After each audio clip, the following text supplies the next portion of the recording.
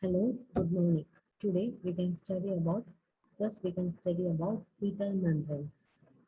That is, fetal membranes consist of two layers, outer chorion and inner amnion. In the picture, we can see this is the outer chorion and this is the inner amnion. Chorion, extra-embryonic mesoderm, together with two layers of trophoblast, forms chorion. Later, this will become the embryonic part of placenta. Chorion is thicker than amnion, friable, and is shaggy on both sides. Chorionic leaf. Chorionic leaf means the greater part of the chorion is in contact with the decidua capsularis, and over this portion, the villi get atrophied and only a trace of gum is left. And so, this is known as chorionic leaf. Then chorion frondosum rely on a part of the chorion, which is in contact with the decidua basalis, increases greatly in size and complexity and takes part in the formation of placenta. This is known as chorion frondosum. Then comes the picture showing the decidua capsularis, then decidua basalis, chorion frondosum, and chorion leaf. In the picture, we can clearly see what is chorionic leaf and what is mean by chorion frondosum. Amnion is the inner layer of fetal membrane, and its internal surface is smooth and shiny and is in contact with thicker amnion. Outer surface consists of layer of connective tissue and is opposed to the inner aspect of the chorion. Fully formed amnion is 0.02 to 0.5 millimeter in thickness. Functions of the amnion. This contributes to the formation of liquid amnion. Intact membrane prevents ascending uterine infection, and this will facilitate dilatation of cervix during the time of labor. Then coming to the next portion, that is formation, development and function of amniotic fluid. First of all, amniotic fluid is a watery liquid which surrounds and cushions a growing fetus within amnion. Okay, that is amniotic fluid is a watery liquid and it surrounds and cushions the growing fetus within the amnion. Then origin of the amniotic fluid. This is having both maternal origin and fetal origin. That is, it is a transudate from the maternal serum through fetal membrane or from the maternal circulation in the placenta. That is, it is a transudate from the maternal serum through the fetal membranes, or it can be from maternal circulation in the placenta. It is a transudate through umbilical cord or from fetal circulation in the placenta, or it can be a secretion from the amniotic epithelium, or it can be a transudate fetal plasma. In circulation, water in the amniotic fluid is completely changed and replaced in every 3 years. 3 hours. Okay, that is water in the amniotic fluid is completely changed and replaced every 3 hours. Then volume, that is at 12 weeks, the volume is 50 ml. Then at 20 weeks, the volume is 400 ml. Then 36 to 38 weeks, that is the maximum volume, that is 1000 ml. And then at term, it measures about 600 to 800 millimeter. In physical features, this is alkaline, having specific gravity 1.010, and it is highly hypotonic to maternal serum at term. That is, this is hypotonic to maternal serum at term. Okay. The normal color, early pregnancy it is colorless, but later it becomes pale straw colors. Abnormal color, meconium stain, that is when there is meconium staining, the amniotic fluid becomes green.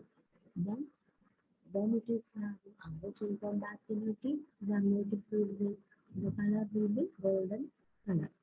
Then in post-maturity, it will be greenish yellow. Then in concealed hemorrhage, it will be dark colored. Then IUD or intrauterine death, the color will be dark brown or tobacco juice-like colored. Okay, that is in the meconium staining, the color will be green. Then in RH incompatibility, the color will be golden color. Post-maturity, greenish yellow.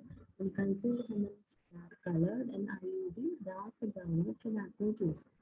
In composition, water 98.98% is water and only 1 to 2% is solid part. In solid constituents, the organic constituents consist of protein, glucose, urea, uric acid, creatine, hormones. Inorganic contains include sodium, potassium chloride.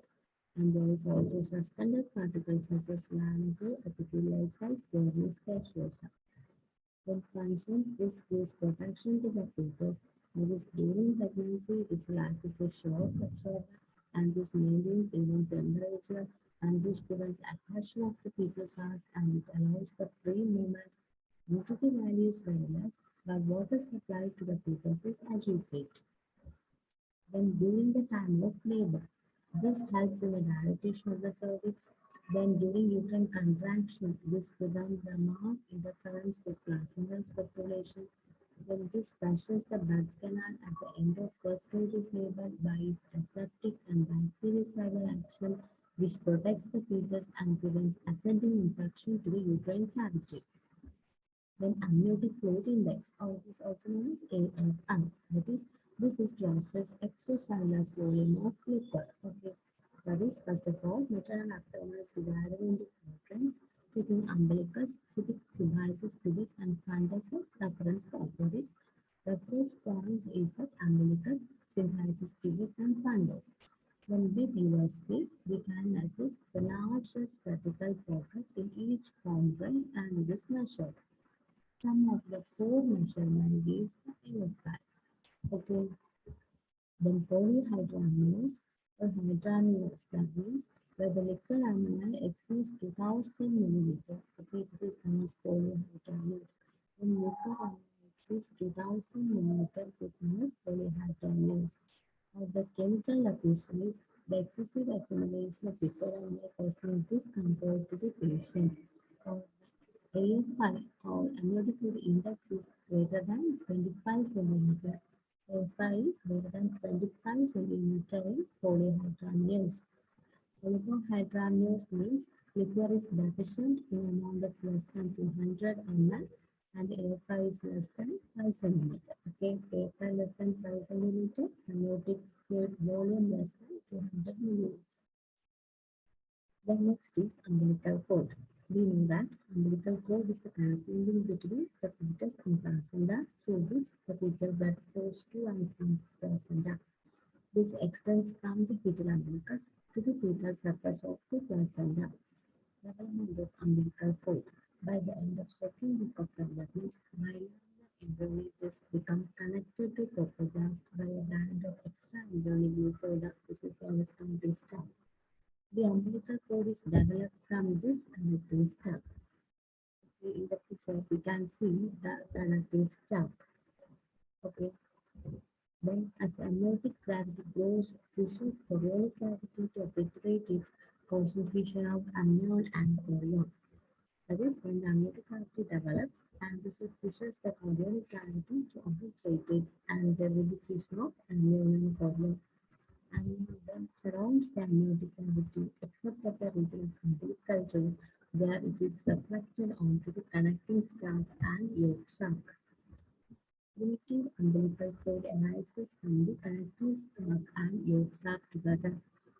Proximally, the pelvic cord contains lip of intestine and the endo is known as physiological and passive receptor at the end of the colon. That is, proximally, this cord is having lip of intestine endos, and this is known as physiological outflow.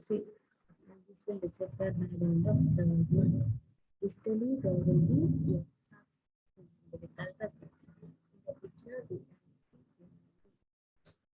the structures of the umbilical cord consist of only covering epithelium, bottom cilium, the two umbilical artery, and one umbilical vein.